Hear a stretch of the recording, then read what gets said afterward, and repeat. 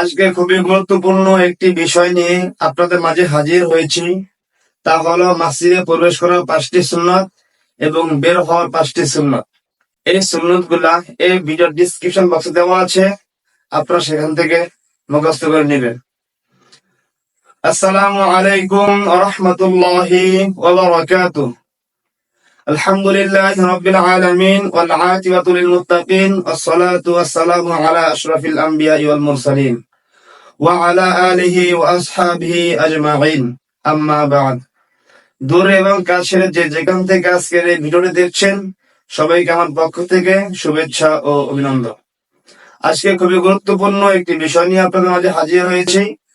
তা হলো মসজিদে প্রবেশ করার 5টি সুন্নাত এবং মসজিদ থেকে বের হওয়ার 5টি সুন্নাত।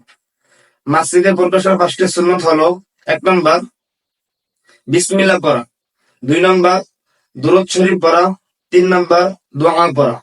আমরা এই তিনটাকে একত্রিত করে বলতে পারি: বিসমিল্লাহি ওয়াস সালাতু ওয়াস সালামু আলা রাসূলিল্লাহ আল্লাহুম্মা ইফতাহ লি আবওয়াব রাহমাতিক।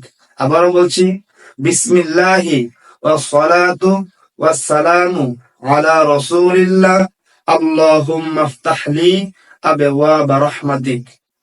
4 নম্বর ডান পা দিয়ে প্রবেশ করা। 5 নম্বর ইতিকাফের নিয়ত করা। মসজিদ থেকে বের হওয়ার 5টি সুন্নাত হলো: 1 নম্বর বিসমিল্লাহ পড়া, 2 নম্বর দুরূদ শরীফ পড়া, 3 নম্বর দোয়া পড়া।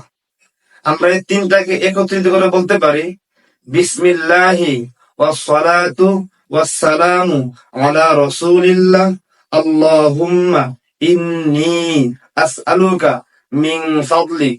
আবারও বলছি, বিসমিল্লাহি ওয়াস সালাতু ওয়াস সালামু আলা রাসূলিল্লাহ আল্লাহুম্মা ইন্নী আসআলুকা মিন ফাদলিক। 4 নম্বর হলো বাম পা দিয়ে বের হওয়া। 5 নম্বর হলো ডান পায়ের জুতা আগে পরিধান করা। আজকের ভিডিও পর্যন্তই।